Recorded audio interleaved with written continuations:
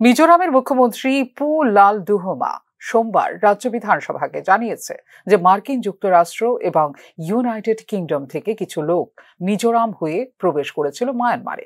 শুধু তাই নয়, এক্ষেত্রে প্রতিবেশী দেশের বিদ্রোহী গোষ্ঠীগুলিকে অস্ত্র প্রশিক্ষণ দেওয়া হয়েছিল, যার মধ্যে আগ্নেয়াস্ত্র রাখার জন্য গ্রেপ্তার করা হয়েছিল একজনকে।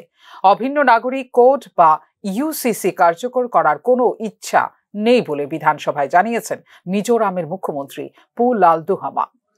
অভিন্ন নাগরিক বিধির তীব্র বিরোধিতা করে মিজোরাম এবং যদি কেন্দ্রীয় সরকার এটিকে জোর করে লাগু করার চেষ্টা করে, তবে 371G ধারার অধীনে ইউসিসি লাগু না করার জন্য সর্বোচ্চ চেষ্টা করা হবে বলে জানিয়েছেন মিজোরামের মুখ্যমন্ত্রী পু লালদুহমা। গত বছরের জুন থেকে ডিসেম্বরের মধ্যে 2000 বিদেশি প্রবেশ করেছিল মিজোরামে। এই বিদেশিদের মধ্যে কিছু প্রশিক্ষিত হয়েছিল চীন পাহাড়ে। আমেরিকান রাষ্ট্রদূতও রাজ্য সরকারকে না জানিয়ে সফর করেন মিজোরাম বলে বিধানসভায় জানিয়েছেন মুখ্যমন্ত্রী লালদুহমা। ফিউরো রিপোর্ট, নিউজ নাও।